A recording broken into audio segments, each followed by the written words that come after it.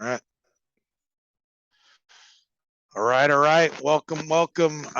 This is one of the first of hopefully many conversations I'm going to have here on this YouTube channel, and maybe beyond.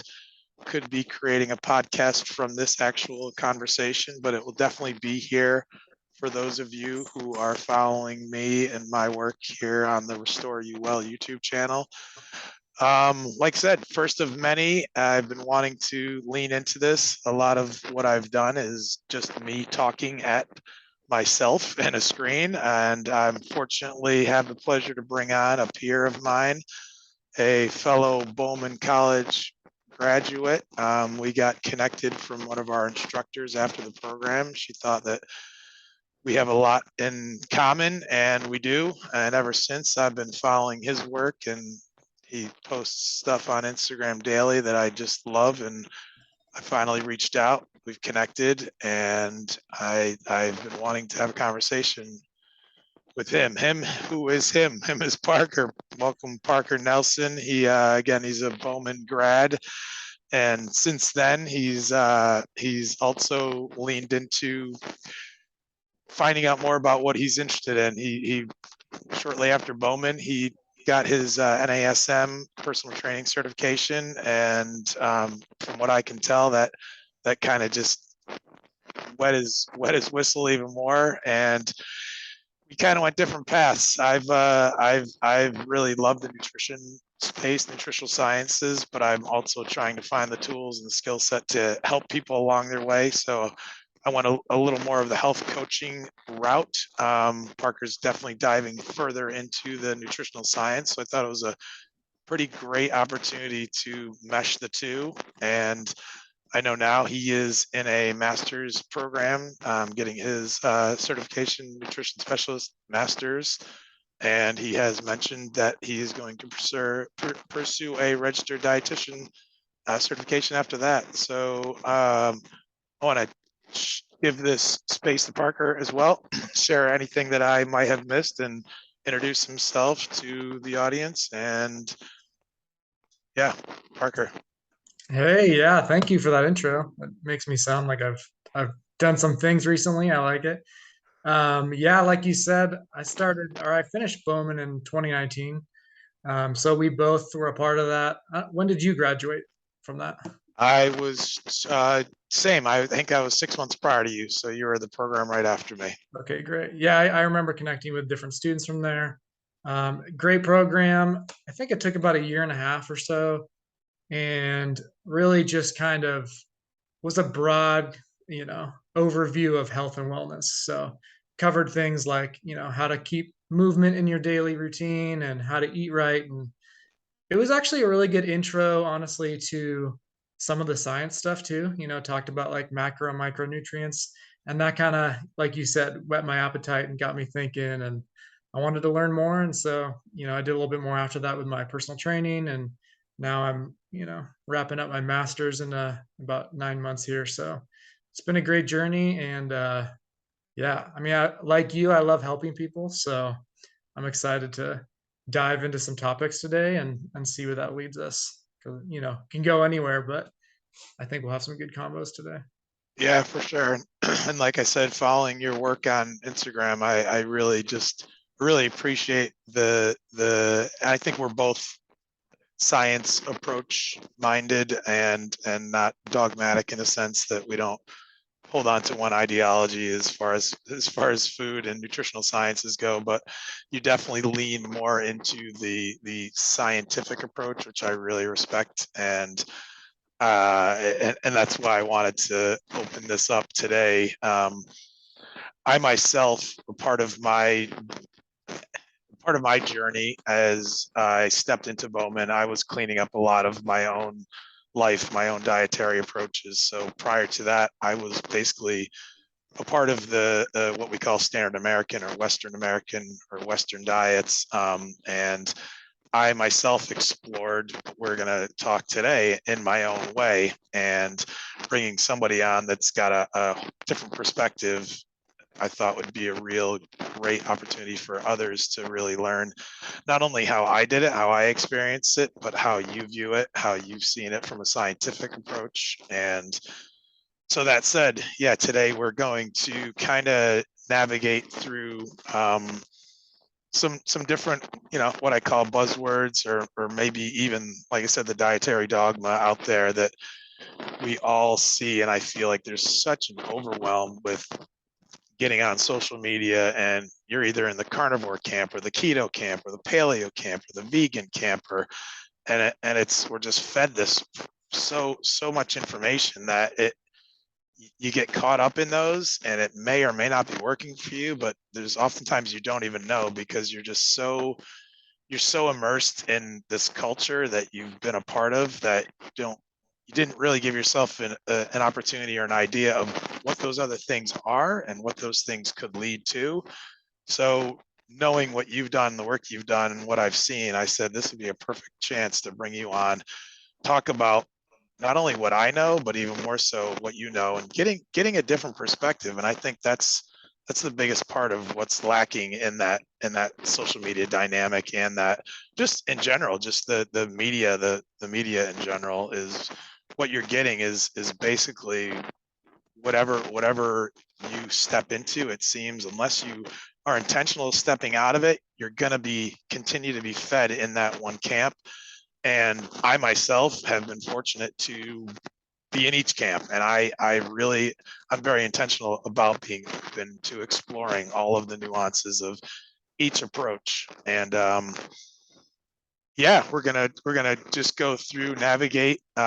Basically, I'm gonna direct most of them towards Parker. He's gonna kind of go through what he knows, what his experiences are. We'll probably reflect on what mine were through the process, and we're going to just explain what they are, who could benefit from these different kind of strategies. I like to say diets is a word that has definitely a purpose, I feel, in the nutritional world, but I think it also creates some anxiousness and some unhealthy habits around that word in itself. And then we're going to try to unpack some challenges people may have as well. So with that said, I say we jump in. How do you feel about that, Park? I'm excited for it. One thing I do want to mention is, you're talking about these different camps and social media. And I think if someone's coming in to listen to this, or in general, if they're on social media, I think the usual thought is maybe if I get more information, I'll be better with my habits or something. And I think you and I experienced something that's different than a lot of people, which is behavior change is going to be kind of the biggest step forward. So what we'll discover today is you can probably use different methods to get to a similar place of, better health from a place of like that standard Western diet or something. But if you're not in a place to make changes, then, it's all going to fail anyway. So really that behavior change piece is a huge component. And so sometimes I know you work with people as well. It's like getting people to make one step at a time, or understanding what is the barrier that they need to overcome to start to make a habit. It's like, do they just have to incorporate adding a food one at a time? Or is it that like they have to deal with some past eating disorder or trauma or something? And so I think it's those habits that I'm sure you and I have kind of seen over the years and working with people. It's like that's the biggest step forward. It's not a lack of, information or things that you can try, but it's really that lack of like, are you putting it into practice? And that's the hard part. So, we'll discover some great things today, but hopefully we'll get also some, practical advice and things that maybe you can like implement. Cause I think that's the big stepping stone forward for sure.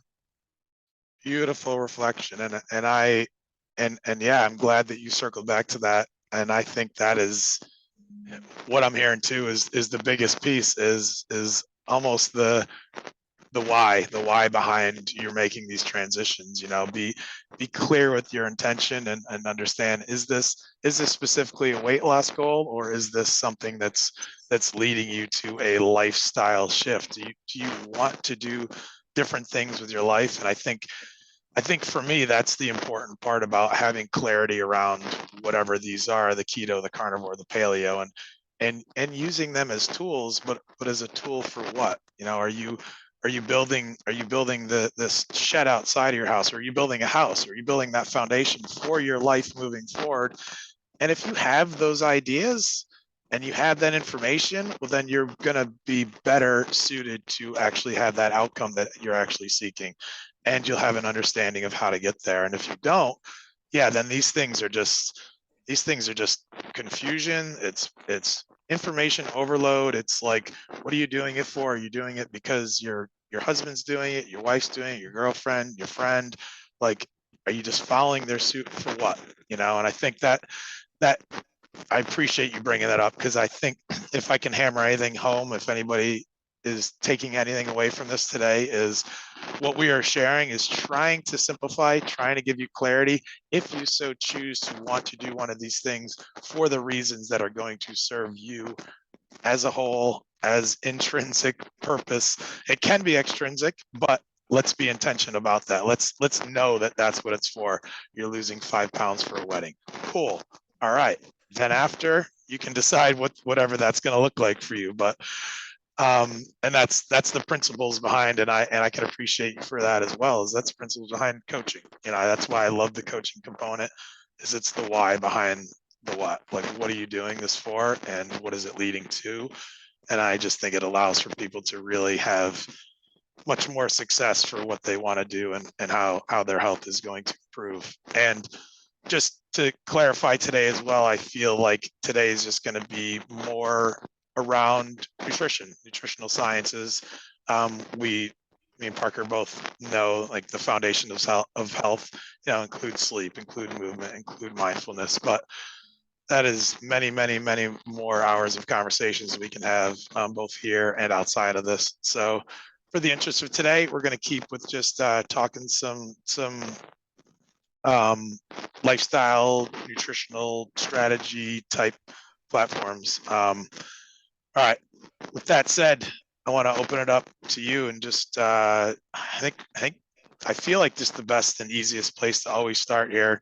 And a lot of people are probably going to say, "Yeah, we understand this," but I think it's never enough to constantly just go over it. It's one of those things. It's behavioral change. It's habits. It's repeating these words. And to you, what is healthy healthy eating? I guess it's Yeah, that's a loaded question for sure. But yeah, it is. I think both of us, I mean, going through Bowman, we kind of use the word holistic over and over again because it's kind of um, a lot of us had bad experiences with, like, oh, let's treat this one, aspect of ourselves.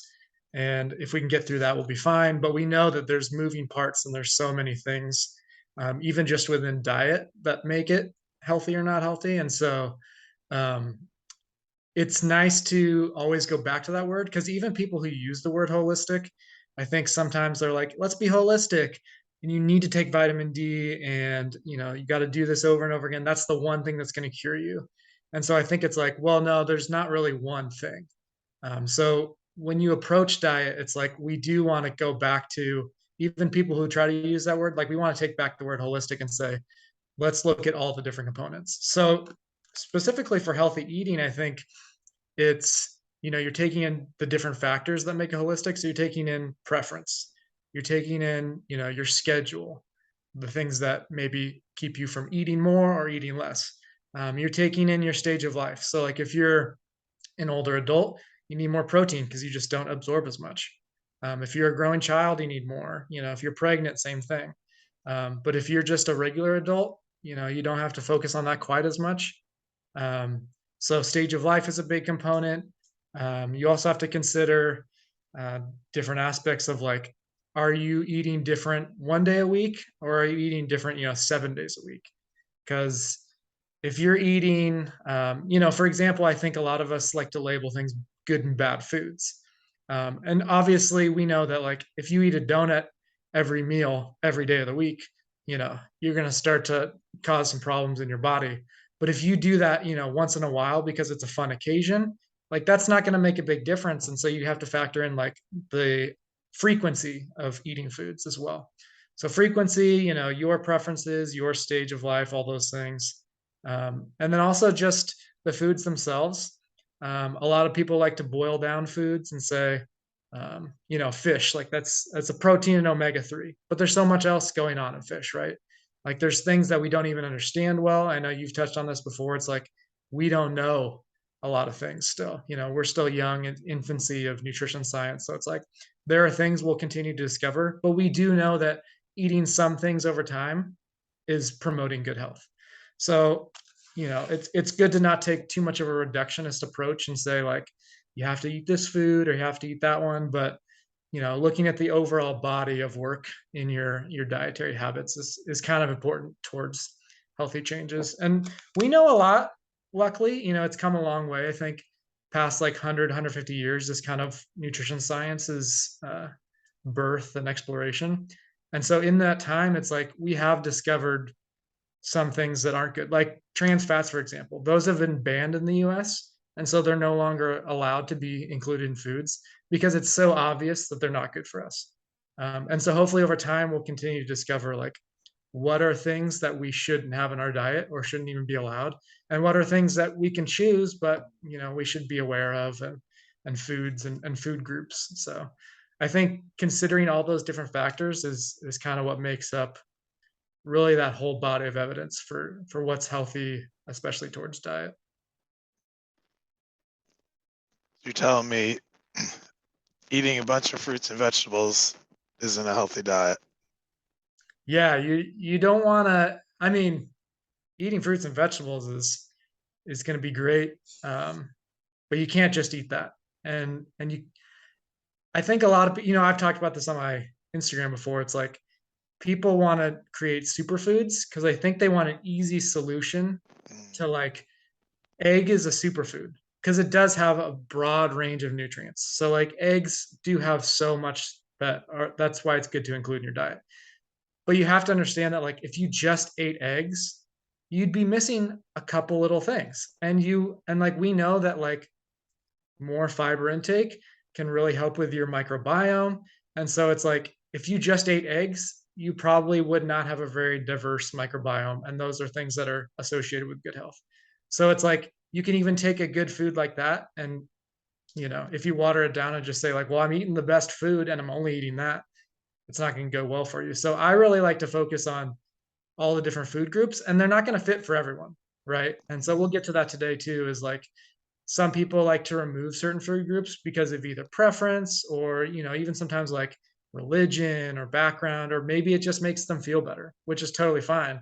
And we'll get to that bio-individuality piece as well. But that one size fits all is just like, it's not going to work. And so it's important to stress variety, but also kind of like your specific variety, which can look different. And, you know, I, I know that I've looked at so many different countries and cultures and their different eating habits, and it's like, wow, there's a lot of range into how different people eat. Um, and so it's hard to say like you need to eat this food or you need to remove this food when you can see other people eating it, especially not from America, and they're doing really well, or maybe even more poorly. And it's like I think we can make a case for any of them, but yeah, you got to consider yourself, and you got to consider like not one food's going to do it. So, yeah.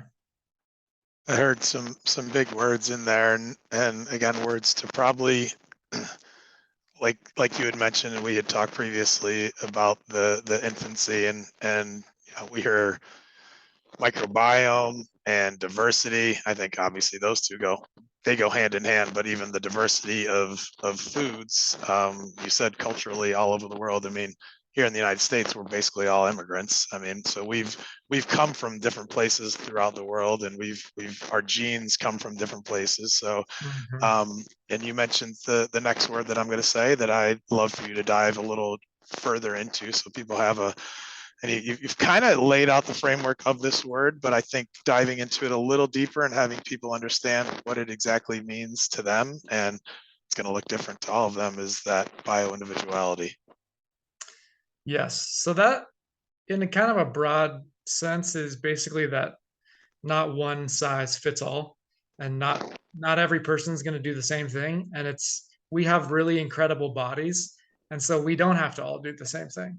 I think sometimes you'll see in social media people will talk about things that can harm your health, but like really small things that aren't going to make a big difference. And our bodies aren't that fragile, you know. So I think just knowing that you can do a different thing than someone else and you're not going to explode the next day is totally fine.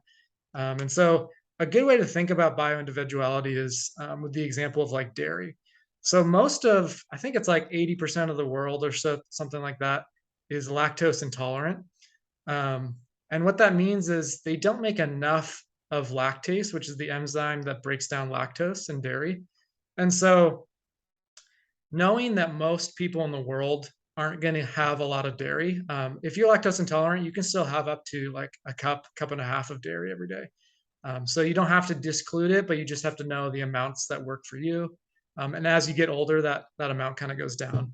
Um, but lactose intolerance is a thing that like there are some cultures, like you mentioned, in different places with different genes where they make enough and they actually survive on dairy quite a bit. So there's like those Northern European countries that survive a lot on cheese and dairy. I know places like, I think it's like Brazil has lots of cheese. And so those cultures, they actually use cheese and dairy and things like that really well, because it does fit literally their genetics, because they actually can break down the enzyme so that they can have a lot in their diet. And what that helps is like dairy has lots of protein, has lots of vitamin A, has lots of, vitamin D, things like that. And so for them, that bio-individuality looks like incorporating dairy, if they want to do that. And that can be health promoting if they include other good things in their diet. But for someone else, lots of like Asian cultures, they don't have enough of that enzyme a lot of the time. So they just don't have very much dairy in their diet. And you can see places like Japan, they're extremely healthy. And just because they don't have a lot of dairy doesn't mean that it really affected them. They get a lot of those nutrients from other foods. Um, and so the bio-individuality piece of whether or not you're from, an Asian culture, that Northern European culture, is really just saying like your genes can do different things, and knowing that is really helpful. Um, but you're not going to be the same as the person next to you, and there's a lot of things included in that. But yeah, your body is going to respond differently to foods, and so I mentioned dairy as one of them, but there's a lot of other things that work that way. So yeah, it's not a one size fits all, because your body is literally different than, the person next to you. So it's important to consider that when approaching your own diet.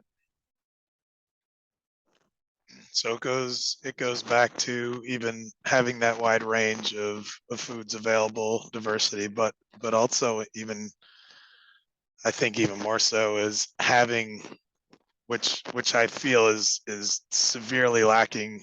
I'm only familiar with here in the West, but us being both from the United States and seeing the patterns here, people being kind of detached from their own bodies and understanding what their bodies truly want to eat, what's serving them.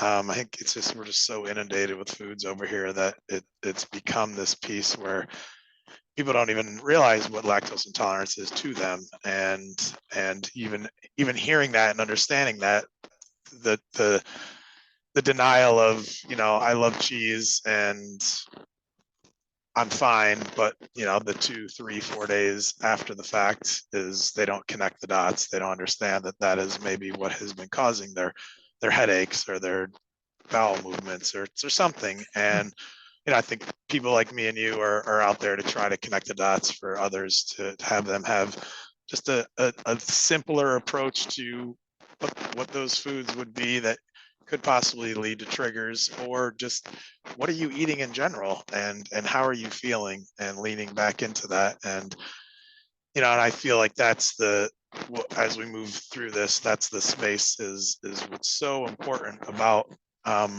creating whatever strategy is going to work best for you. Is it may not be for you. It's as simple as that. Like, just because of these, these Paleolithic templates, they say, oh, this is what our ancestors did. Well, maybe your ancestor didn't do it though. It's this generalization. And many of the people out there that we both follow, if you listen to them long enough, they will bring this up. But I think in general, I think that's where it's lost in translation. Is a lot of the people that I do follow, it's this do it this way, and it's the only way, and everybody should basically be doing it.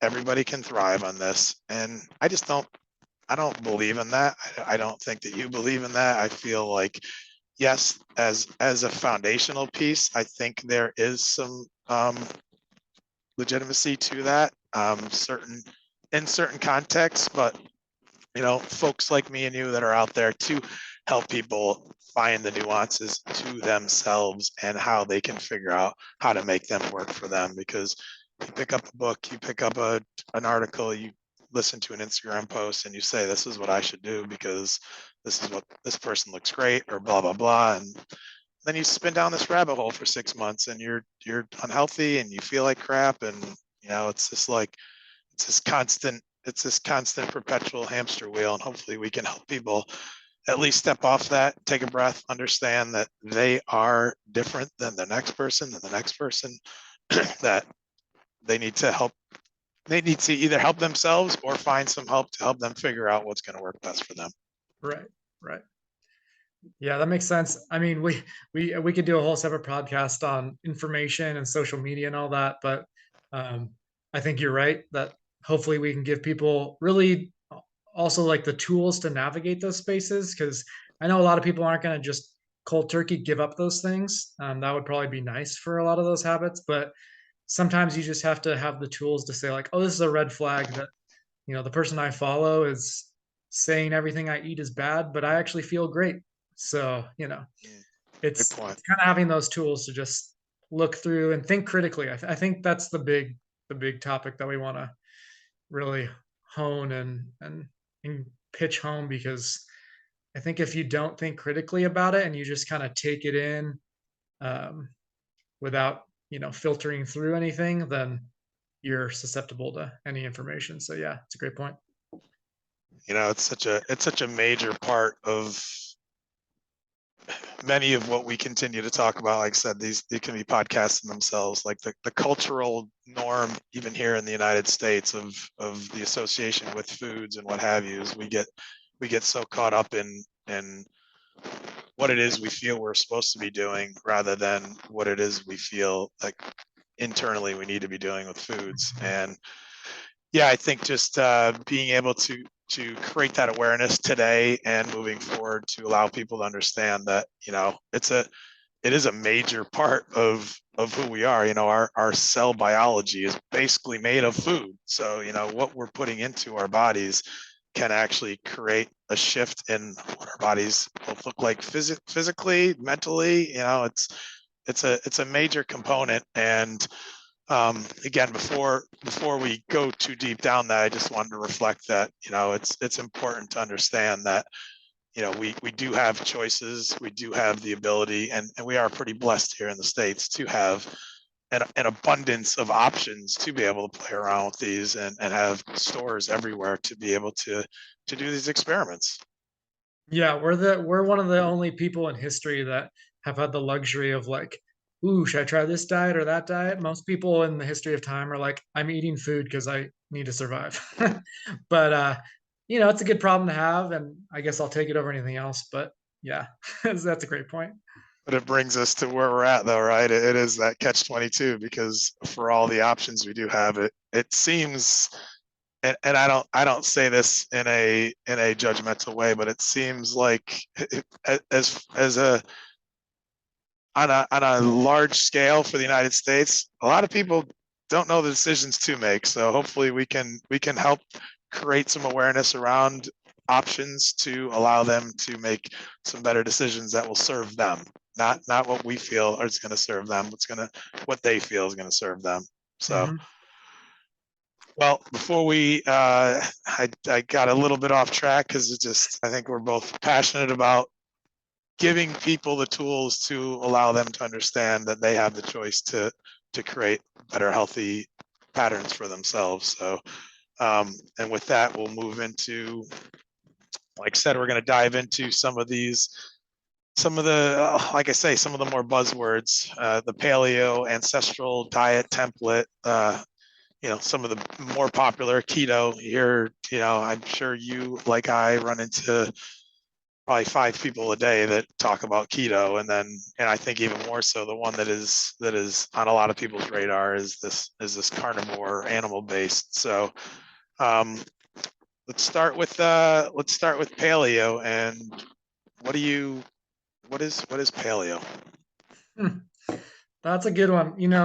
A lot of the other ones have a little more definition behind them, and paleo is um, it's a little newer and it's a little less defined. So it's kind of, people can kind of pick and choose whatever they want. It seems like it's sort of a term that doesn't encompass a lot of definitions. So it's helpful to give what maybe we think it could look like and what's helpful there. So paleo is essentially based on the idea that people from, like, I think it's like 2 million years ago to about 10,000 years ago, um, there was this era of like evolution of humans where we grew at a certain pace. And then about 10,000 years ago, we introduced like agriculture, and that, along with other things, kind of sped up the way that we were introduced to foods and food systems and habits and stuff. And so it's looking at what did people eat in that like Paleolithic era, and and how should we like apply that to ourselves? Because if we look at ourselves now, a lot of people know we have these large scale amounts of obesity and chronic disease, and health issues. And we look back into like the paleo era, and there's a lot less information to go off of. But we do understand that although they didn't live as long, so they're not going to have as much chronic disease, we know that there was probably a lot less obesity and probably a lot less of certain types of like cancer and heart disease and things like that. Now, of course, very different time period, very different information we're gathering.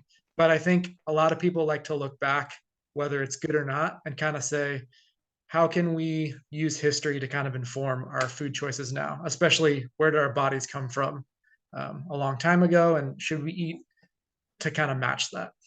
So a lot of the paleo diet is based on like cutting out some of those modern foods and modern conveniences.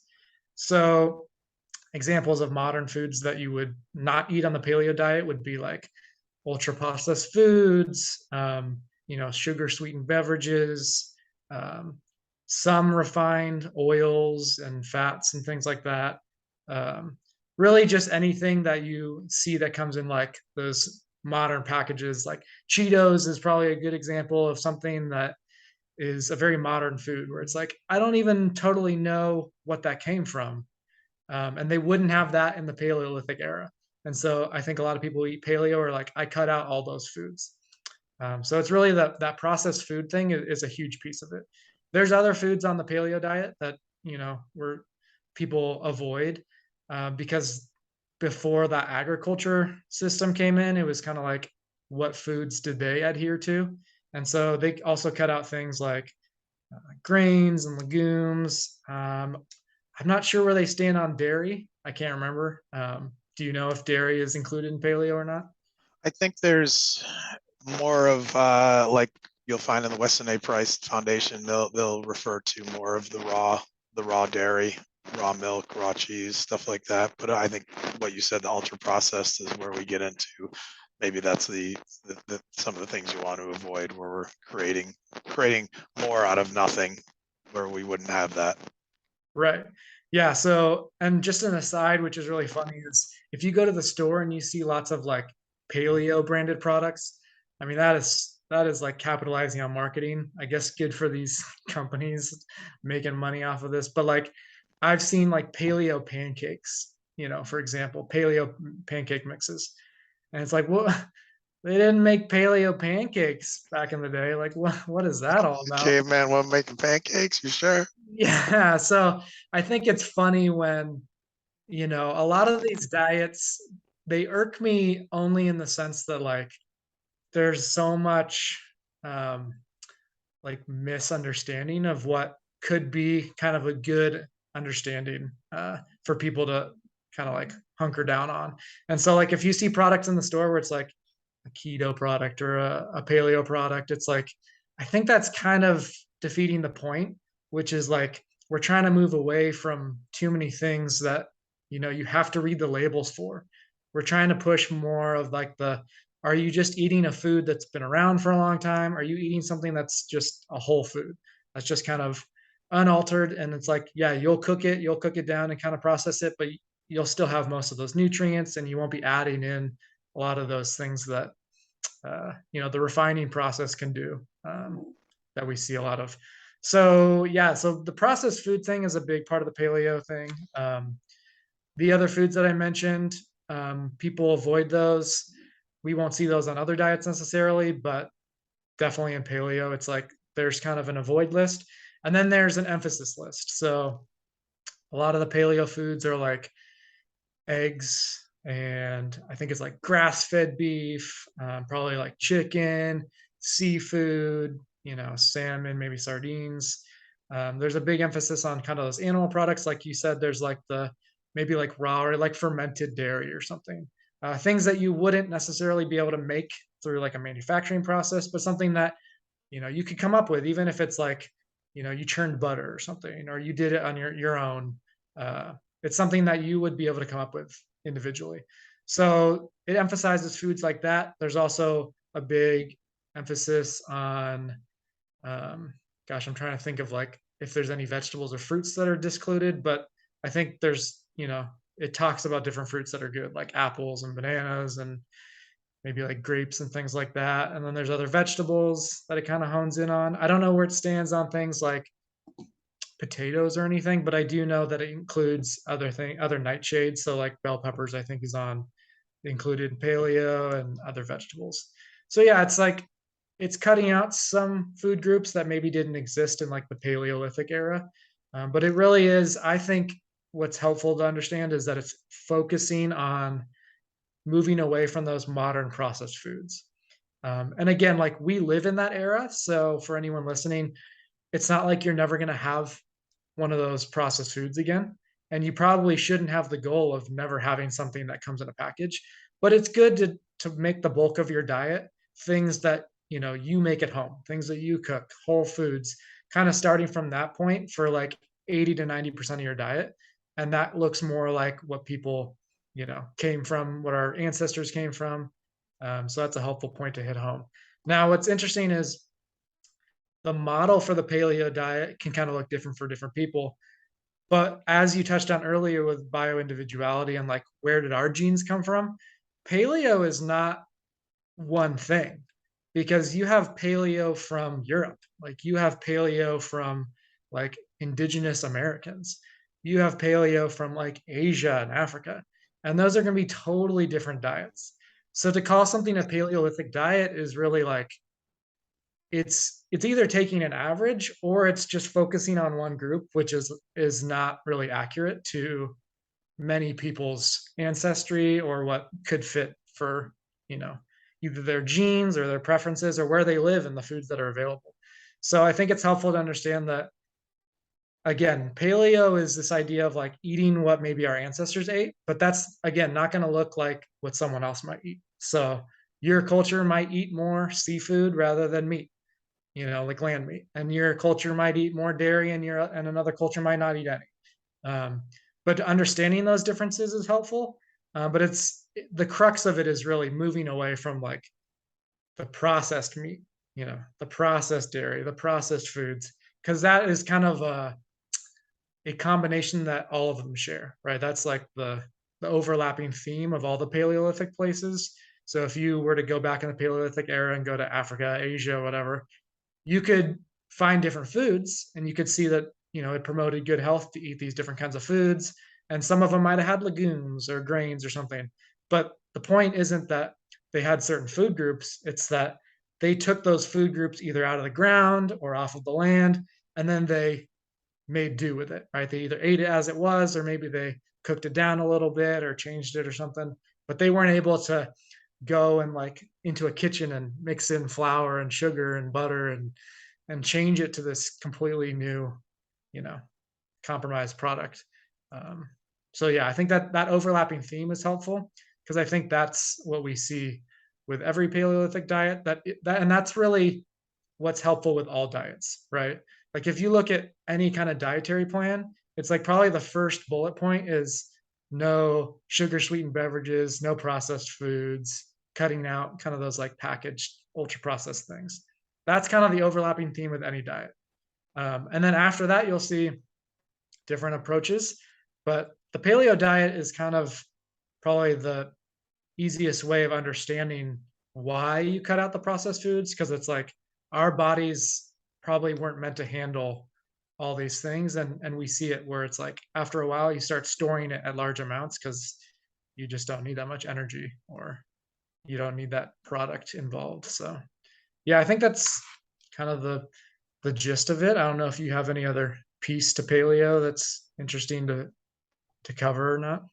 No, I like how you touched upon several different pieces there, though, of really having people have that better understanding of, if we can hammer a point home that there are no good, there are no bad foods. But that said, we do have enough information to know, yeah, you're going to have that donut 7 days a week. Well, that donut is going to come from that ultra processed, which you said 2 million to 10,000 years. If we can frame it in a point where we understand like those things weren't available, and that's like the bulk of basically what we're made up to be now. Our gene sequence hasn't changed that much. So how our bodies were built, how our bodies thrived on those foods, and we don't have that exact information. And even more so, what you said is paleo is much broader because there were different continents and people lived in different regions and different foods are available. So understanding that,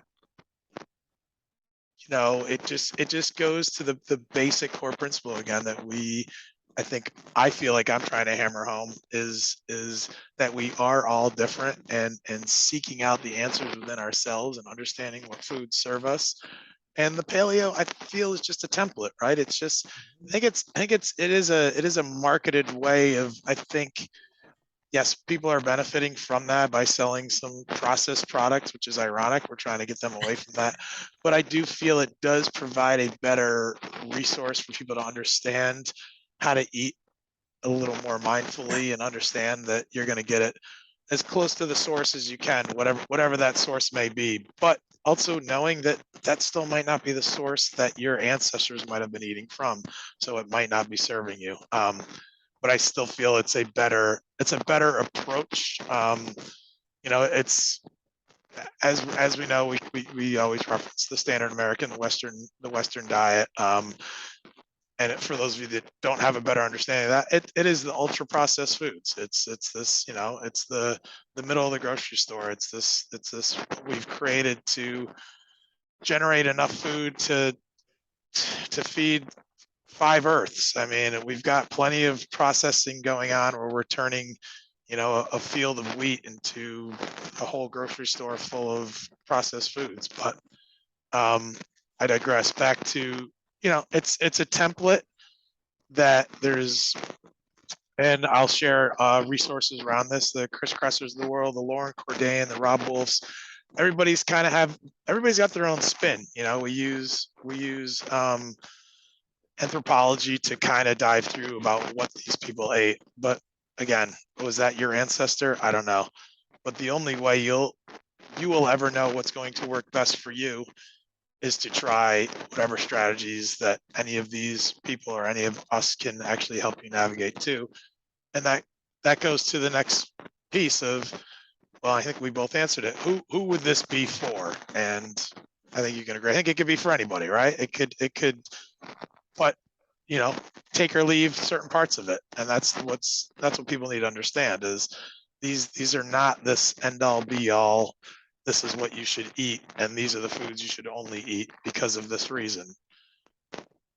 Yeah, I think understanding who it's for is, again, you're right that it's a good outline, and the outline should really be moving away from processed foods into whole foods, and I think that's the big first step.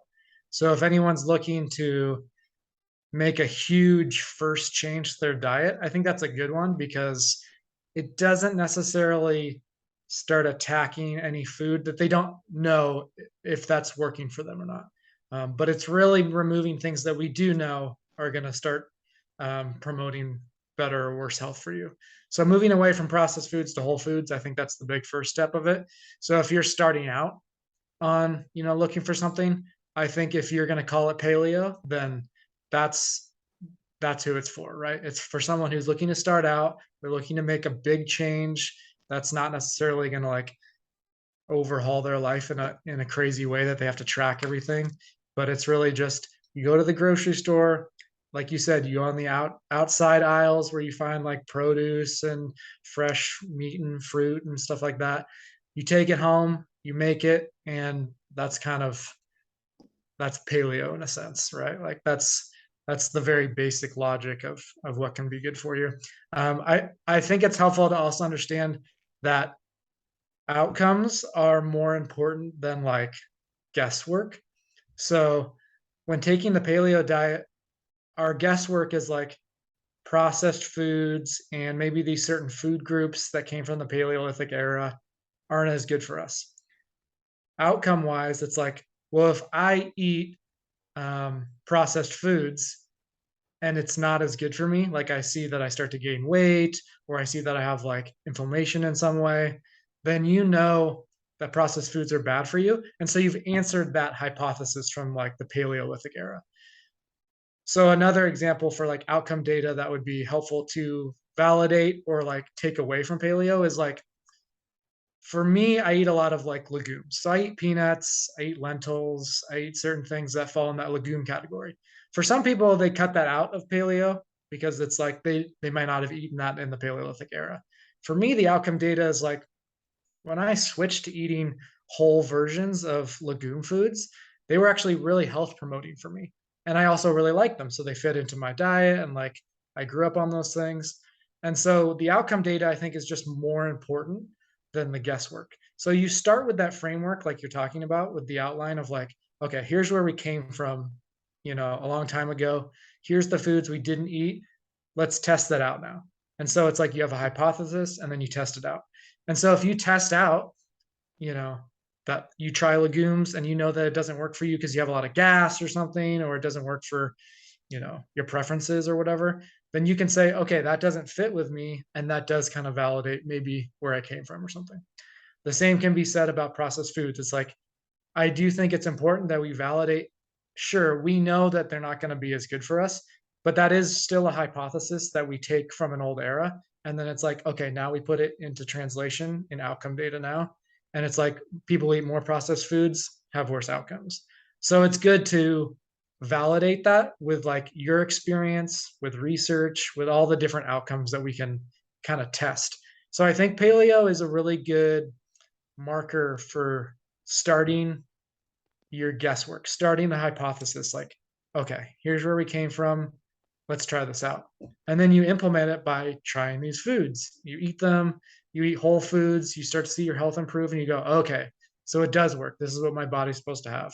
And then you can do that with food groups as well. It's not as easy with food groups because I don't think we're as good at telling if something's, good for us or not. Like you can have a piece of meat that gave you like food poisoning, for example.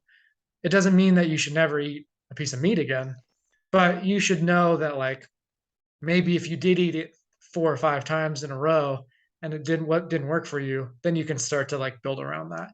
And then you can look at research to kind of add on to that as well. So yeah, I think it's a good outline, and then that outcome data is really helpful to validate, what your own experience with food is and all those things. I love the outcome data. That really resonated. And again, without spinning down rabbit holes, I think the nuances to that is, as you said, the lentils and the peanuts. And I think it goes back to you have to put in the time, and you have to be able to understand what that outcome could result in. And it's going to take some time. Like possibly some people could be good with lentils, but it might take them a month depending on what they're transitioning from. They might need to heal from X, Y, and Z. So anyone who's listening, understanding that these foods could serve you at some point, but you might have some underlying things that are not allowing those foods to serve you at this time. That doesn't mean that you can't eat those foods now or ever. But conversely, there could be foods that could trigger something, and maybe those foods are you're not intended to eat right now. Again, maybe you could eat them in the future. So just understanding, I think hammering that home, as minimally processed as you can find your foods, and building a foundation of whole foods, and having being more in tune with what your body needs, I think to me is where paleo resonates. And it's interesting how I'm presenting this today is basically how I started my journey. It just so happened. Nobody told me how to do it, but I just kind of saw the writing on the wall, and I was like, these seem smart. And then I had the other two that we're going to dive into. I had them on my radar to say, seems like a natural progression. And as we step into the next one, it's because I feel a lot of people will go from a standard Western, a standard American diet. They'll just go right over paleo. I mean, they're eating McDonald's, they're eating processed foods, and they'll jump right into keto. And generally, you said, I love the outcomes. The outcomes for me, what I've seen for most people, aren't good, both from a nutritional standpoint, because they often go from processed foods to processed foods version, or it's just they're not prepared because our bodies aren't ready to make those shifts the way that we do. And do you feel like there's anything else paleo you'd like to share, or would you like to move on? Yeah, last little point. I just read a book that is a good read. It's called Burn by Herman Poncer. And he is like a metabolism researcher. And so he spent time with like the Hadza hunter-gathering tribe. I don't know what country in Africa they're in, but basically they're one of the few tribes that's still doing hunter-gathering.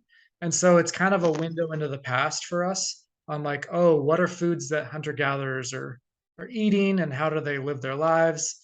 So it's a really interesting book on metabolism, but it is funny because he mentions like when you look at their diets, they would be considered Paleolithic because they're like the hunter gatherer, right? They're before agriculture. They're just like taking off the land and sea and what they can find, right?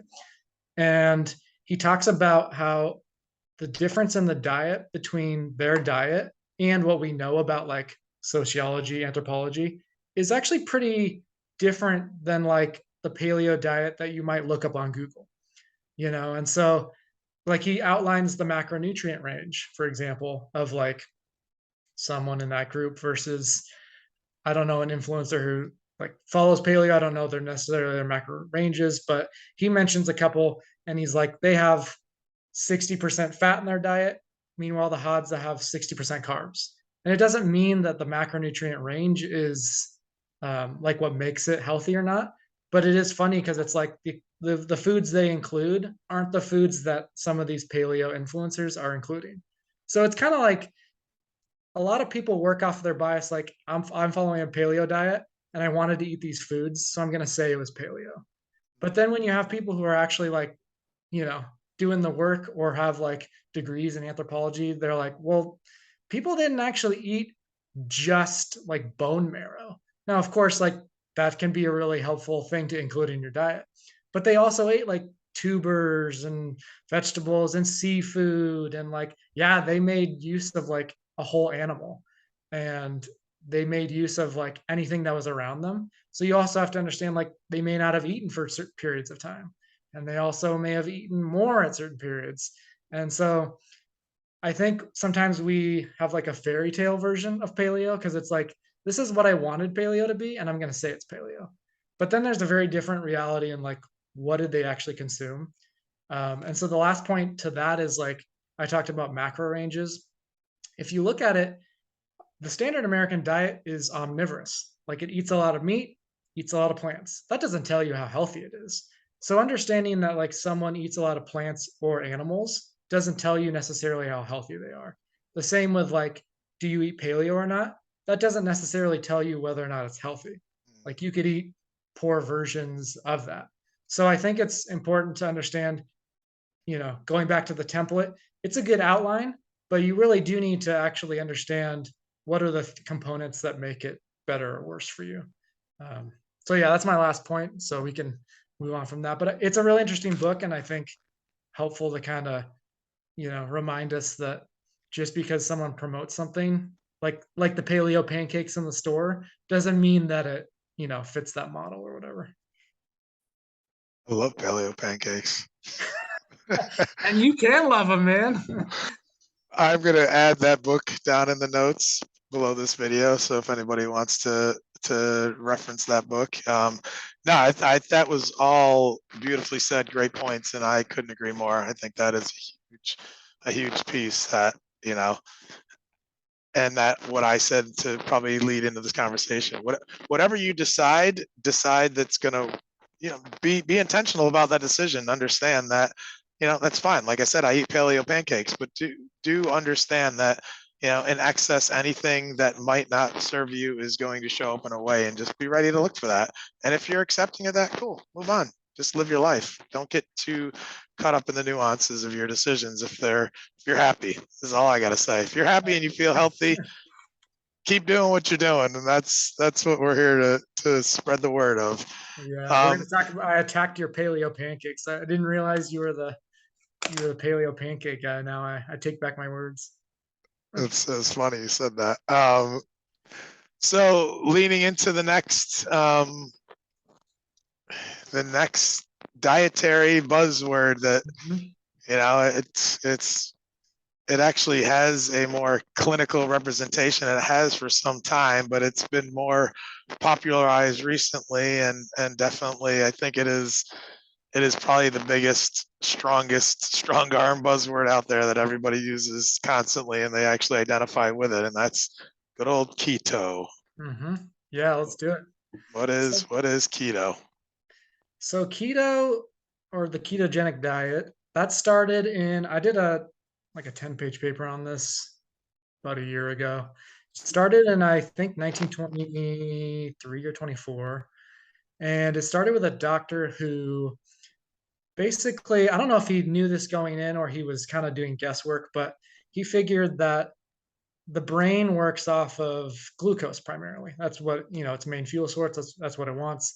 And he figured that kids with like epileptic seizures were could basically come off of their seizure symptoms if they had like an alternate fuel source.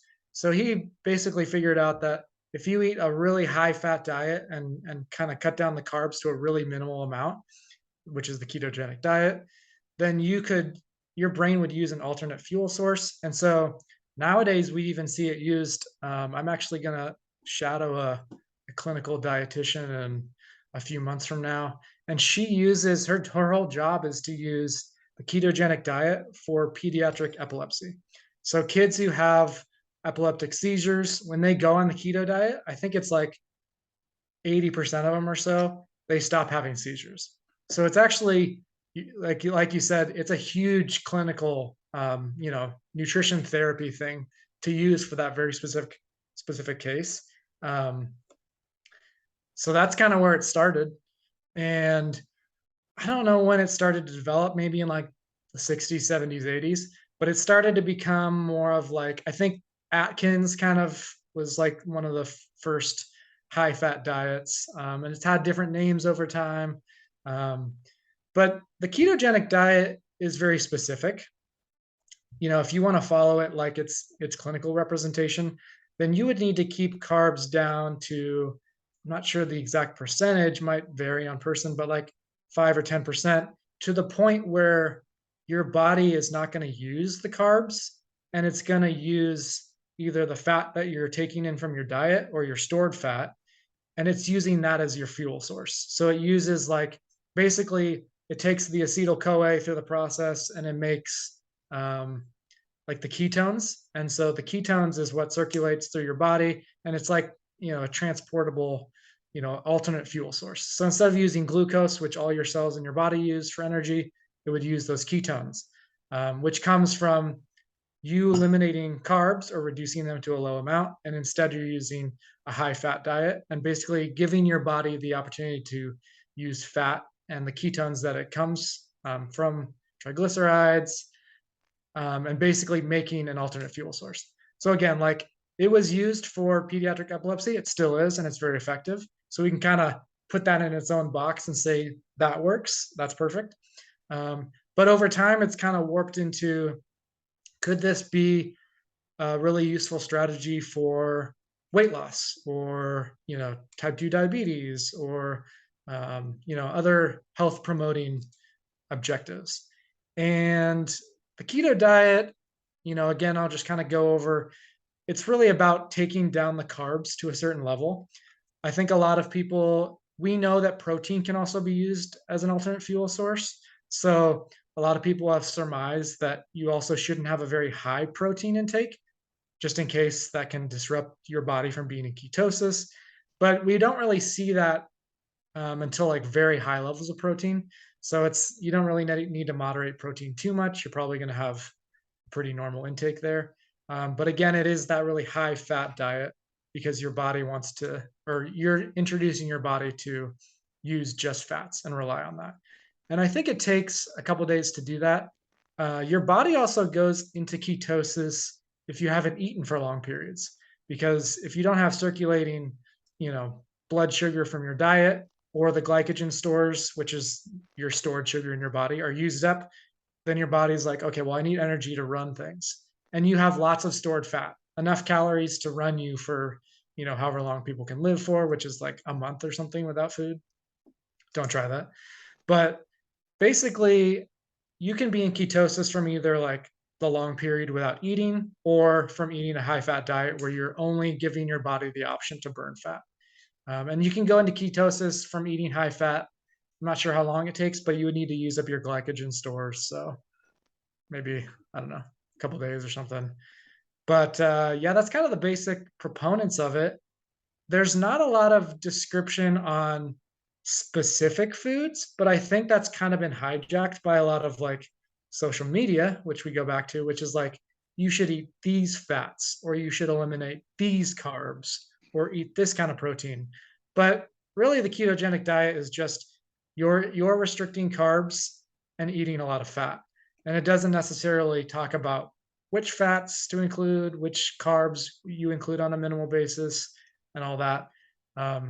So we can get into that, but that's kind of the basic outline of it. Is it's high fat, it's really low carb, it's switching your body into an alternate fuel source. And yeah, a lot of people, there's a lot of claims around it, and I think the research is still coming into the picture.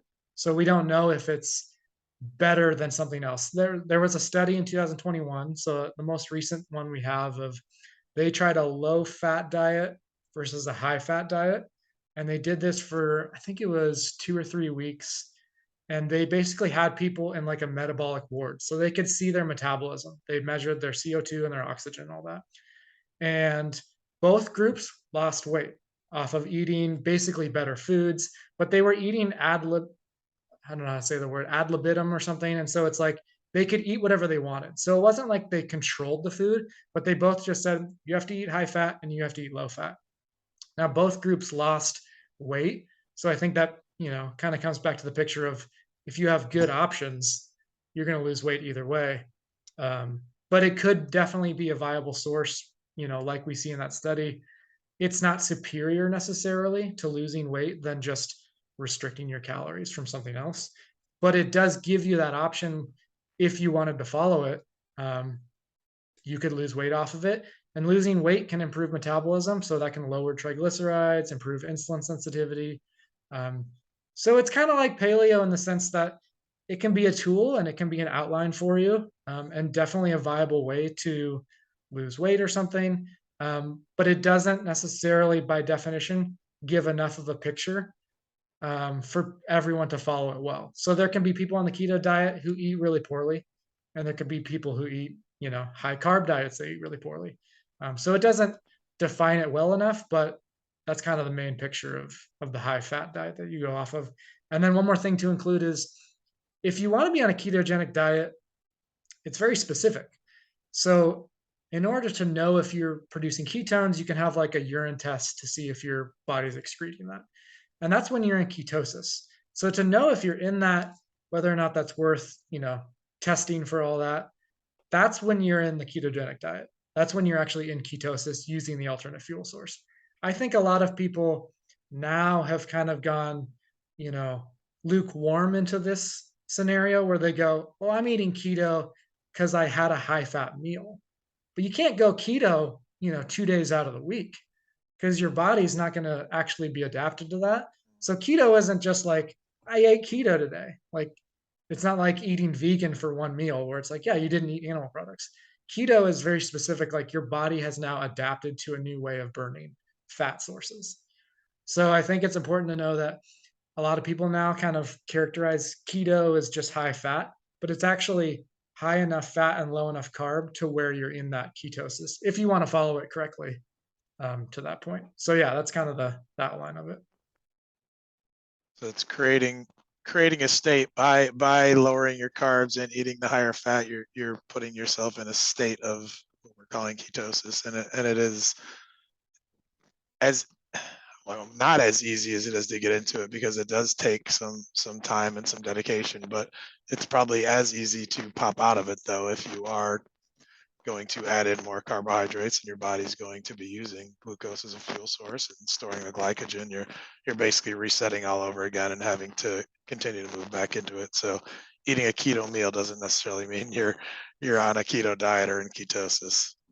Yeah. And there's product, like the paleo products, there's keto products where it's like, there's a keto trail mix, but it actually has, a good amount of carbs, or it's just happens to have a lot of fat in it, but that doesn't make it keto. Your whole dietary pattern is what matters in that scenario. So again, I like making fun of the marketing products because it's easy, it's the low-hanging fruit. But yeah, buying a keto, you know, snack mix or something doesn't mean you're following keto necessarily.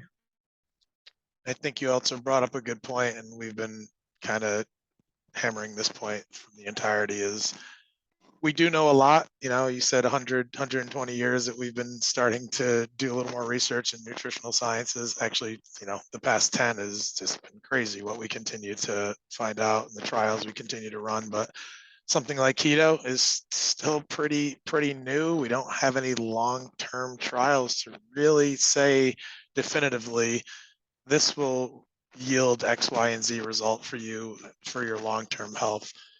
We do see some benefits in weight loss, and we do see some benefits in some athletes that have utilized it. But remember, reminding ourselves bio-individuality, like we may not all be able to thrive and survive on this. Use it as a tool, and you got to be mindful of your own body. You got to understand, is this working for me? And is the what you said before, the outcome, what is the outcome behind this? And as I previously said, I bounce in and out, I play around, and I really lean into what is serving me and my body. And I will say some of the challenges that people run into even on the onset of attempting a keto diet is, you're going to have, the majority of people are going to have loose bowels, and some people have that for a long time. Their bodies don't process fat that well, and they get I think it's a cephalic phase, it's called. It's just your body's basically rejection of what's coming in, and it's not, you're not actually excreting what just came in then. It's finding other things to get rid of because it's agitated, and it's saying, this isn't, I can't do this. My body's rejecting whatever is constantly being cycled through. So just having that understanding that keto has been around, but it's been used as a therapeutic tool for specific conditions like epilepsy for a very long time. It just so happened that at some point in some time, somebody caught on to say, well, if this is using fat and people are losing fat, and let's make this into a, Atkins caught on, and actually, he was run out of town because he was a kook. But there is some merit behind these strategies, and they can help a lot of people. It just depends on what it is that you want it for. Yeah.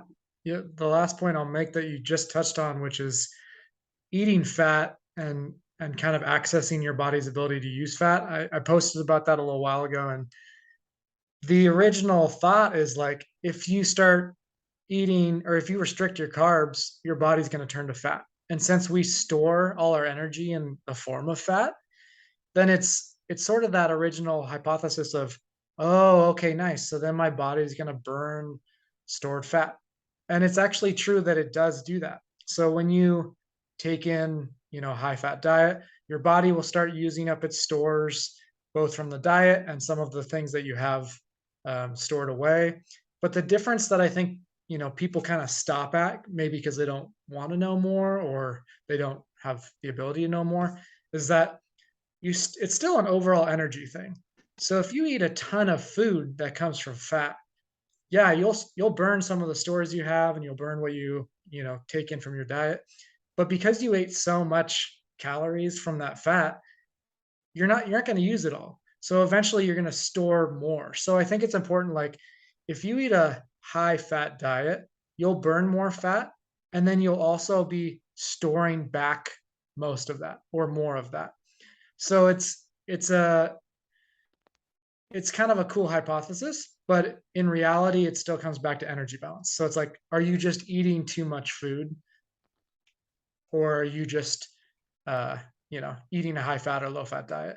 And so they've done so many studies on that. Like I mentioned, in 2021 was the most recent high quality one, but from what we've seen, you can lose weight on any diet if you don't take in as much energy over time. But a high fat and a low fat diet, neither one is going to do much for you. You're going to burn more fat and then you're going to store more one way or the other. So, you know. Yeah, I appreciate you saying that. And that goes back to almost what you led this conversation and saying that, what is a healthy diet and going to the nuances of and that's not for today. We're just trying to uncover the nutritional components and the functionality of these dietary strategies. But there's a lot of other factors that are going on in your life that can impact if you just go specifically on a ketogenic diet and you're expecting X, Y, and Z outcomes, but you're not sleeping, you're drinking, you're stressed, you're stressed out of your mind. Like, we got to understand outcomes here, outcomes. And there's plenty of books out there, the Mark Sissons of the world, the Gary Taubes of the world. Like, I'll tell you what, the keto people you'll find is a ton of them. So don't get too overwhelmed. I will say, read a book though. Read a book, get an understanding of what the process is before ever diving into anything like this. I did Paleo Cure before I did Paleo. I did several books before I did keto, just to get a better understanding of what the physiological process is going to be, and even just what the day-to-day is going to look like, even eating a keto diet, like getting other people's impression and other people's experience of the challenges around it. Because if you don't have an understanding of what those things are going to look like, you're just setting yourself up to fail, because there are some speed bumps you're going to run across in those diet plans that they're bound to happen. And if you have an idea of how to get around those before they even happen, got a much better opportunity to get that outcome. Yeah. So I'll wrap up our keto with who's it for. And I think keto is really, I touched on it. Like if you're a child with epilepsy, keto is going to be really good for you. Now, that's not just something that a kid can take on. Obviously, you need a professional to help you with that. But that's a great example of one. For the general population, I think, as you kind of mentioned, and as I'll touch on here, is it's not for someone, it's more difficult than the outline of paleo, right? Paleo is just like eat less processed foods. Sure, there's some food groups, but it's not too stringent. Keto is that very specific thing, and you can see really large effects early on. So you're right in that it's not for anyone to just jump into.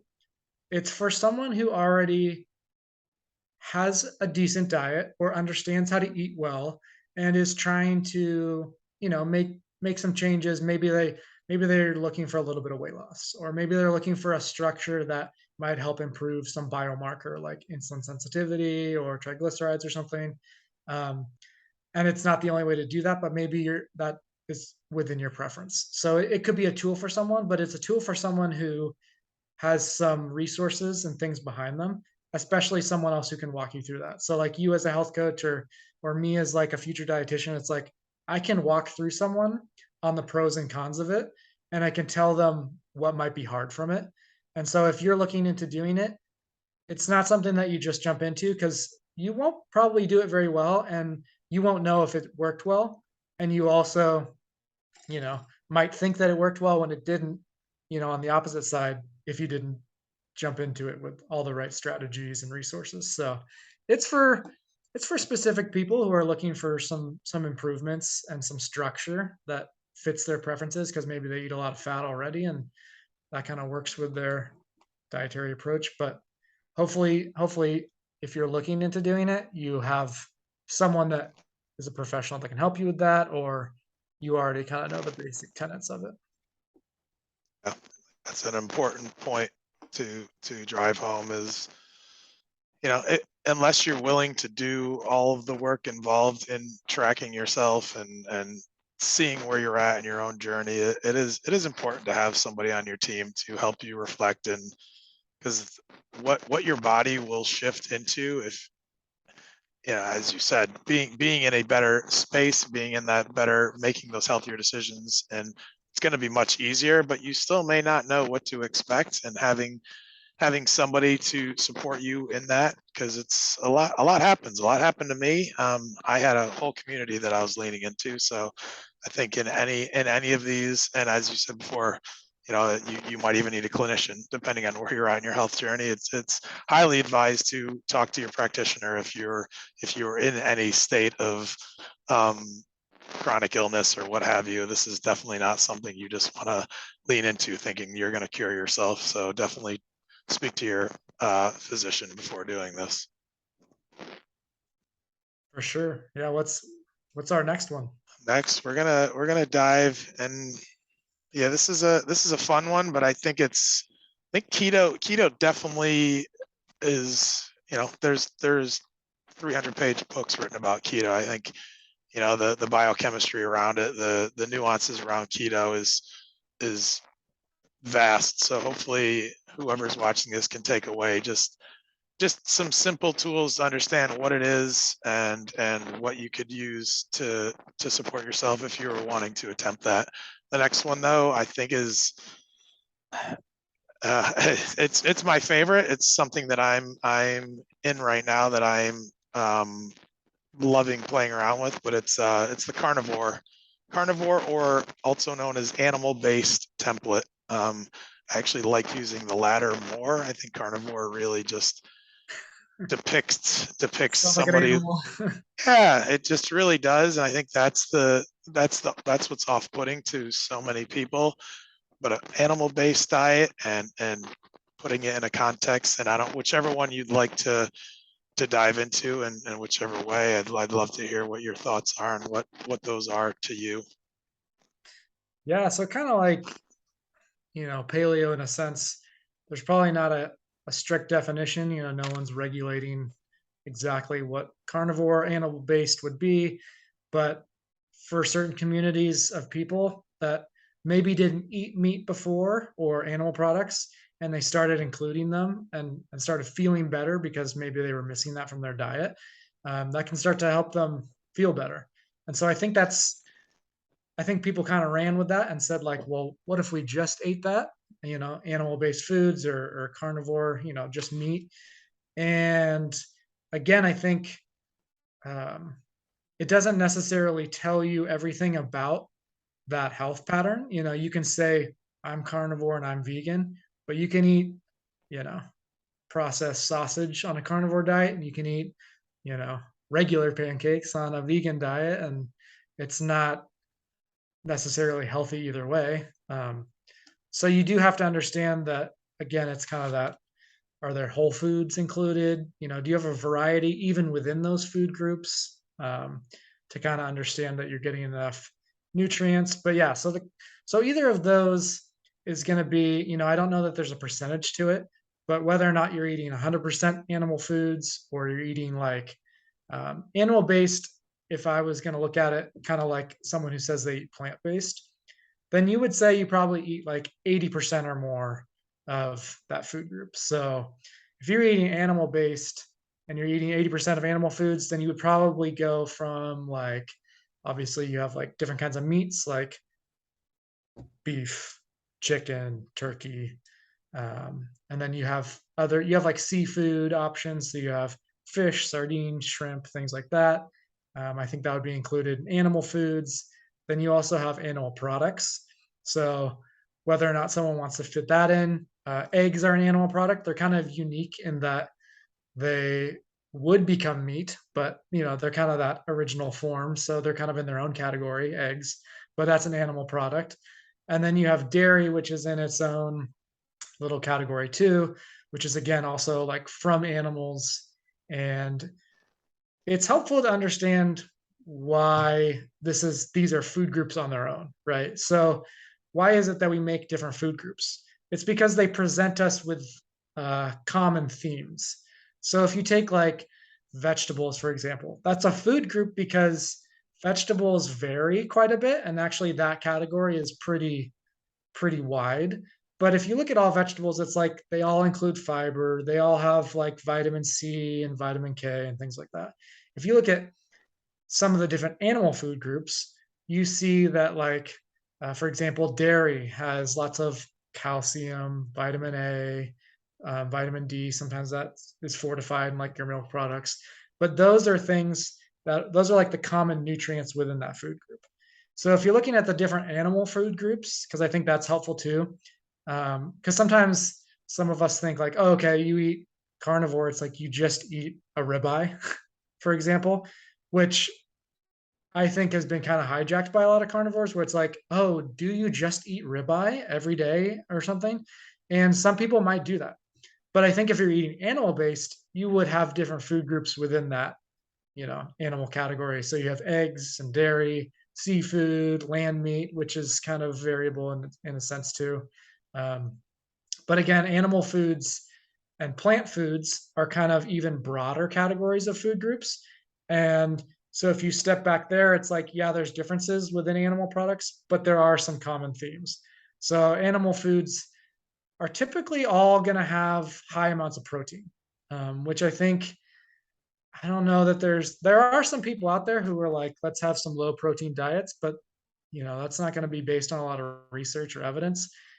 Protein is one of those nutrients that it's like, we're going to want you to get enough of that. That's kind of if you look across any different eating pattern, people emphasize protein for good reason. Like our body makes basically everything that we are made of off of protein. So you're going to need enough protein. And I think animal based eating is really emphasizing that. And that's a good thing. So I think if you're looking into that, it's definitely good to understand that that's a great source of protein. And protein from animal foods looks different than plant based foods. So there's different amino acid levels, and your body uses that to make up different things. And there's different essential ones that you only get from your diet. And so animal foods typically have all of those essential amino acids. So that's what's kind of attractive about the animal based eating is that protein component. Other nutrients that you would see in animal based foods that are attractive to someone who's eating carnivore animal based is different micronutrients. So B vitamins is kind of a common theme across all the animal foods. So I think there's 9 B vitamins, less, something like that. And one of them is B12, which is actually basically like this component of soil that most people don't get if you're on a plant-based diet, because unless you're eating like the food out of the soil, you probably won't get enough B12 because most of the animals are eating food in that soil, and that's what gives them the B12. So a lot of people who, let's say you were eating like a plant-based diet or all vegan for a while, and you were like, it takes a while to go to be low on B12, but after months, you might see some clinical symptoms of like low B12. And so if you switch to an animal-based diet, you could, knock up that percentage pretty quickly by just eating like a piece of meat or maybe some dairy or egg. And those things have B12, and that's something that primarily you're going to find in animal products. So that's one of the B vitamins you'll get. You'll get all the other ones too. Typically, if you're going to eat just meat, so like if you're looking at just the subsect of like carnivore versus animal-based, you're definitely going to have, I mean, I talked about supplements on my Instagram yesterday, but that might be where you need to supplement because you're going to miss some things from like eggs or dairy if you're just eating meat that you're going to need in your diet. So like you're probably not going to get enough calcium, probably not going to get any like potassium or magnesium at the levels they're needed. Um, there's other nutrients in those things. And of course, one of the things about animal-based eating or carnivore eating that we can go into later is that it does lack that fiber component. And that's kind of what, if you're looking at plant-based, that you're kind of emphasizing. So there's different things within these two kind of wildly broad topics of animal-based versus plant-based. And it's really just, they're grouped because of their nutritional profiles, the things that are included in them. And that's why I personally, like to emphasize variety for people, because I think if you look at eating meat, there's a lot of things in meat that you can't get from, eating vegetables all day. But if you look at just eating meat, like you're going to be deficient in something over time. And then, we can get into this, but I think I'm mostly just talking about kind of the pro aspects of plant-based or animal-based or carnivore. But you do have to look at, and this becomes kind of confusing for people over time, but you do have to look at like the negative effects as well. So if you're going to eat, say, like a fatty piece of meat every day, every meal for every day for the rest of your life, you don't necessarily, I mean, you're probably going to raise your cholesterol levels. And raising your cholesterol is just increasing the ratio, especially LDL, of that particle getting stuck in. I won't get too much into this, but basically, heart disease has a higher relativity with like these high meat eating saturated fat things. That's not to say that eating meat causes that or eating animal-based products causes that, because you do have to look at the overall diet. But that can be one of the negative effects that you would want to emphasize before you just jump into that and go, oh, perfect, it has a lot of nutrients, I'm going to eat that. You do want to look at both sides of the coin there. And so if you do flip to the other side of like animal-based or plant-based products, then it's like, okay, well, what are the deficiencies or like negative effects of just eating plants? Well, like I touched on earlier, you're probably not going to get enough B12. You may not get enough calcium, like that's absorbable, because things like spinach, for example, that have a lot of calcium, they also have a lot of like oxalates, which is going to bind to some of that calcium, and you're not going to probably get quite as much of that. So it's less bioavailable, which is just a term for like absorbable and usable by your body. So yeah, I think that kind of covers the two broad, categories, because that's the flip side. Plant-based is the flip side of animal-based. And yeah, there's no strict definitions necessarily. And I think people kind of get the idea of like, does this come from an animal or does it come from the earth? And is it a plant? So that's kind of the only markers of what makes it carnivore or animal-based. And again, like I said, neither one is healthy just because you're following that, right? Like the standard American diet is omnivorous, which I would think is actually really great. You're getting a bit of both categories, but are those foods, processed or health promoting or whatever? So yeah, it's kind of the basics of carnivore, and you are following a little more, so you probably have a couple thoughts on what it means and how it looks too. Yeah, I really liked, and I it's funny, I didn't do it intentionally, but I'm glad I did it that way, is presenting it as carnivore and animal-based. And I wanted to seamlessly find a way to talk about the plant-based community and the vegan community, as far as, I don't know why I said community, but type of template. That's the thing. We are segregated into these communities now, which is crazy. And I'm even a victim of classifying it as that, and I don't mean it in a sense that I'm identify as one or the other. Yeah, we like to be in groups, Yeah, but the differentiating, I think just simplifying it in a way for folks that are listening. Yeah, carnivore. The word carnivore in itself, if you are to fall into that community, we'll call it again, is they literally eat nothing but animal products. And there's the the far left of the far right versions are, some of them are, like you said, eating just straight up ribeyes every day, and or just ribeyes and eggs, and then you start moving the needle a little. And this is, I felt Paul Saladino's work, and literally he's written 2 books, and from one book to the next book, all of a sudden it's carnivore to animal based. Like all of a sudden he visited the Hadza, and he's adding in some fruits, and he's adding in some honeys. And so for those of you out there watching, it's having that understanding that, these names, these labels don't define exactly what it is you need to do specifically. And yeah, I think you talked about, and I think the most important piece is the importance of protein, and understanding getting adequate amounts of it. And probably the pros of these is it's steering you in that direction, but finding that balance within yourself to understand that there are some factors, like you talk about saturated fat, possible, not definitively links to cholesterol, not from the meat in itself, but it could be other contributing factors. So just understanding, having that awareness around that is probably a key component to anybody making a decision. And this is the piece I want to open up to you, though, is, who would this be for, and who would this benefit? And I want to steer it more towards closer to, I'm kind of guiding this conversation, but closer to the carnivore template is, why would somebody just eat meat? Yeah, that's a good question. I'm trying to think of like if there are specific people groups that would fit that category. Because I'm trying to present, like an openness to it. I don't know that I would ever suggest one food group for us, for any person, just knowing that there's so many benefits from different food groups. How Having about seen them, this?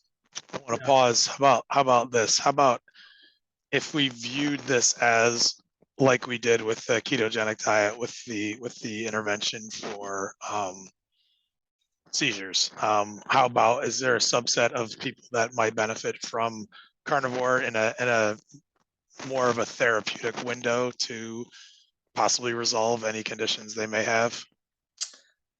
Yeah, I think if you think about like, I don't know if I think we may get into like elimination diets, but the idea of taking out certain food groups. So like if you were to just eat meat, for the most part, just eating like, ground beef or something.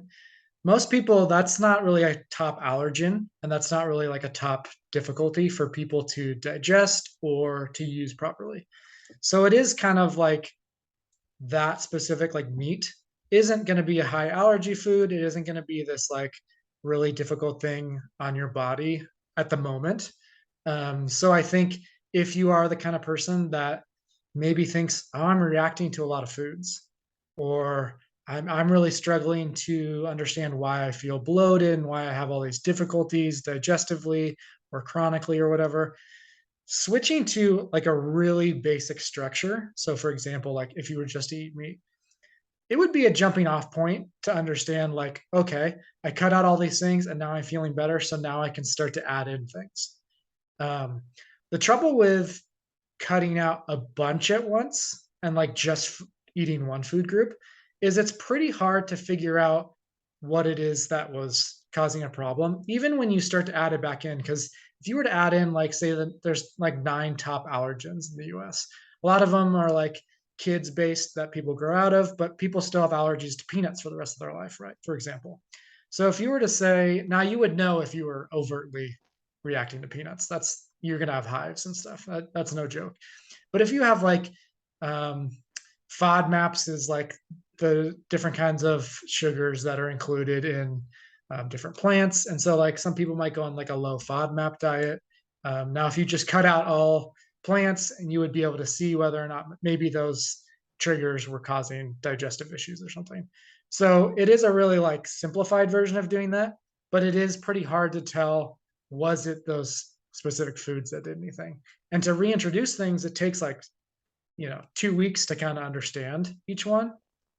So you're looking at probably 20 plus weeks of trying to reintroduce and introduce. And I just don't think people are very good at understanding, oh, like you touched on earlier, there's other factors at play. And so someone might start exercising or might start sleeping well, and they removed a food group at the same time. And they're like, oh, that food must have been bad for you. I'm never going to eat it again.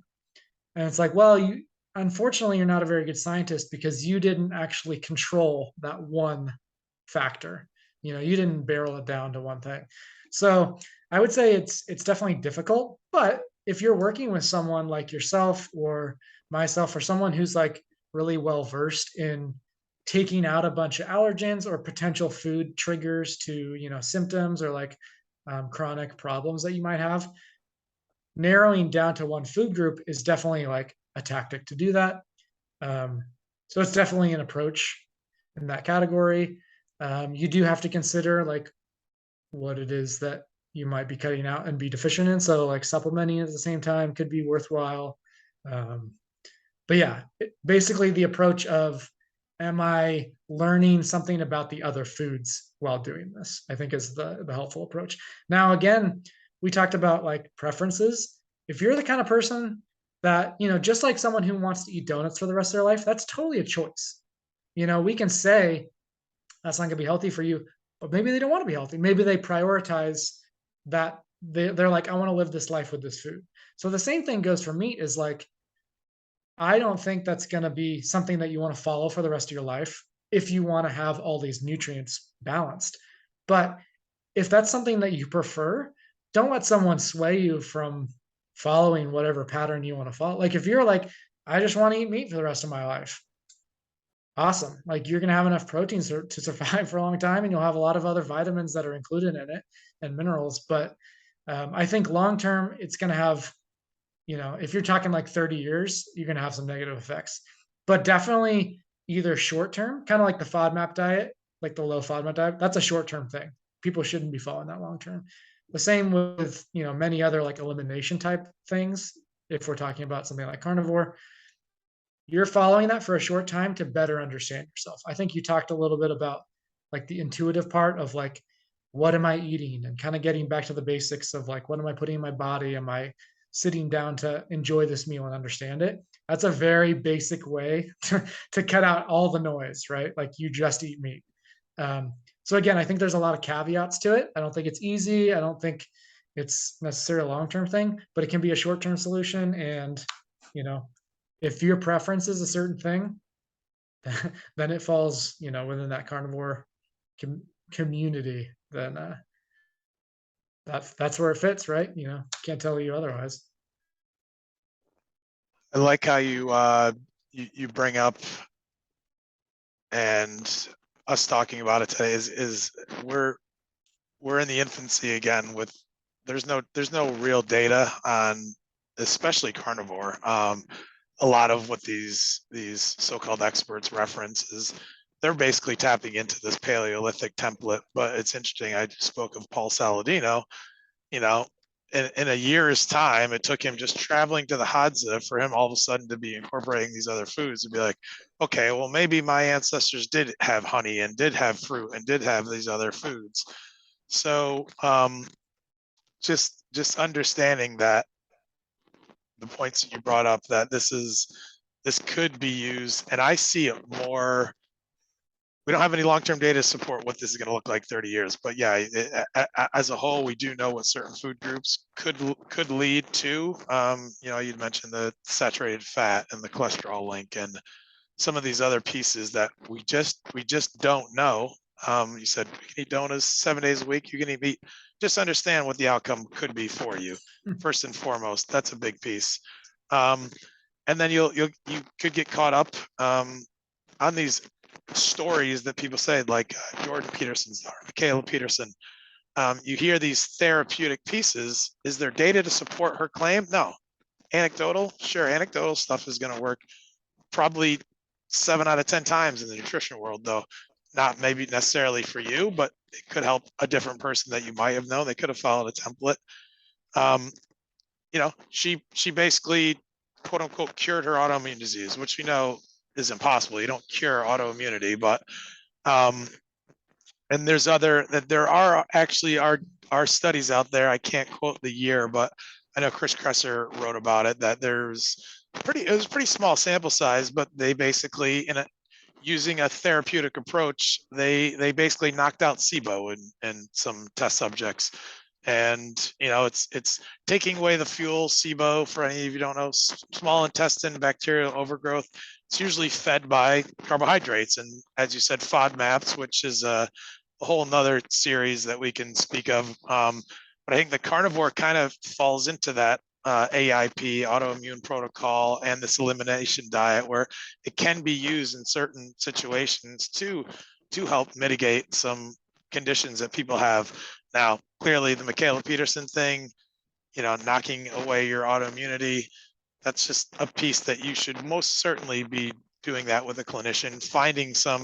There are some actual physicians that are, using carnivore as a template to help with that. So understanding that, I'm clearly not doing it for that personally. I'm playing around. I like the higher protein. Is it something I'm going to do the rest of my life? No.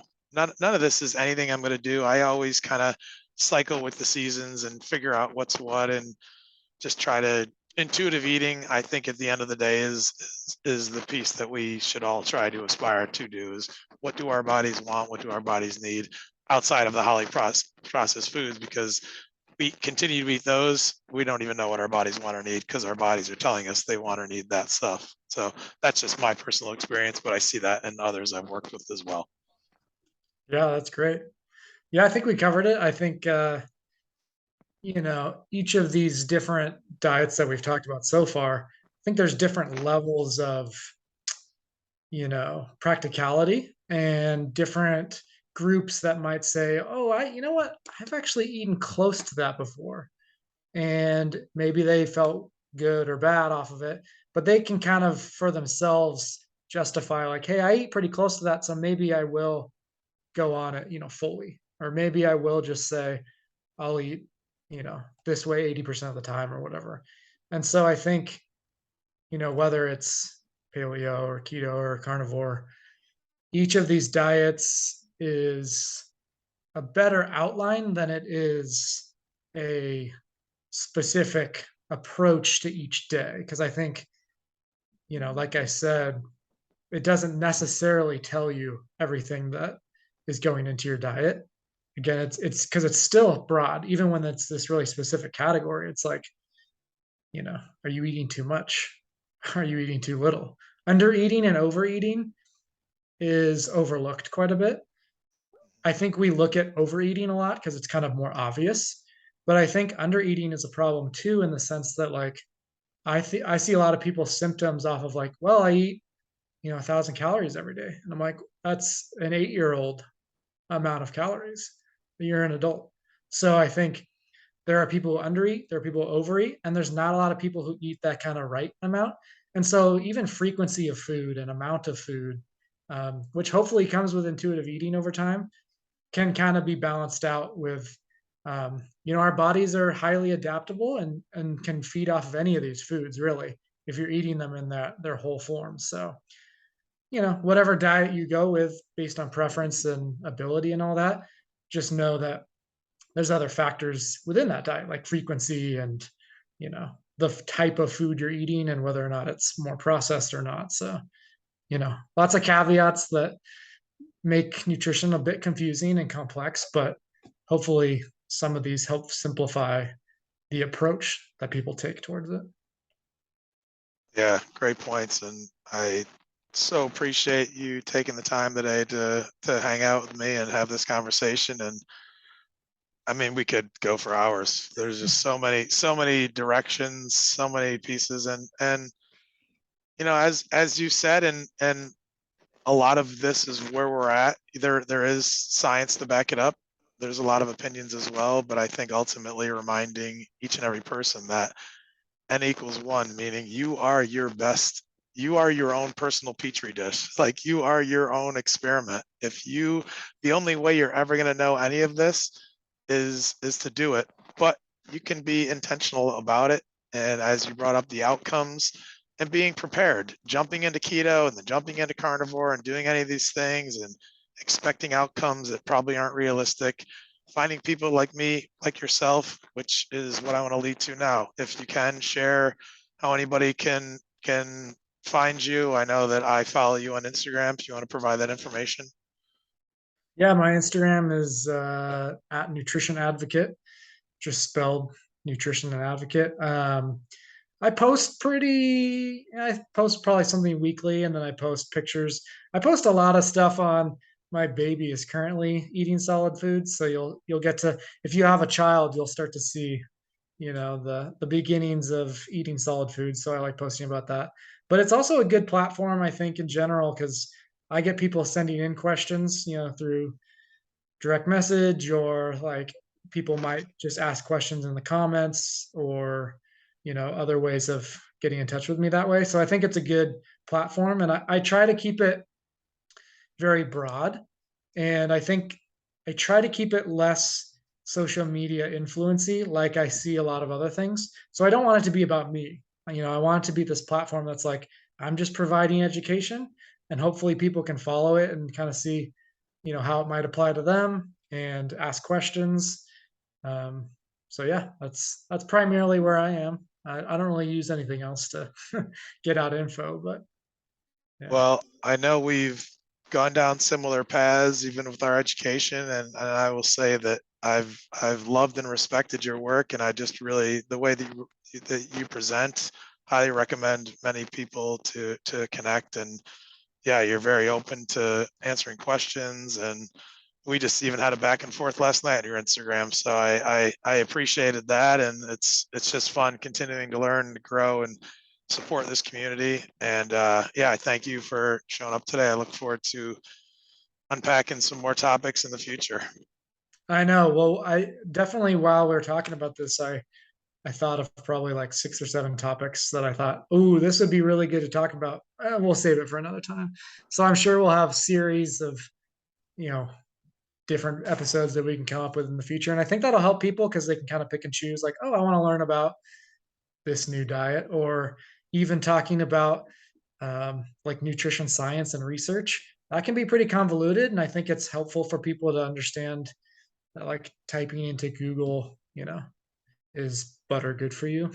That's really not going to be a really good way of going about it. So that's a topic right there. And there's so many other ones of what you might want to try or not try. And I'm excited to maybe take some more on with you, and also just tackle more topics in the future and learn about different things. Yeah, me too. Well, I appreciate today. I appreciate your time, and Same. look forward to seeing your posting of your baby in a ribeye. Yeah, exactly. All right, Parker. Take care. Thank you, Scott. Yeah. Yeah. Thank you. All right. Oh.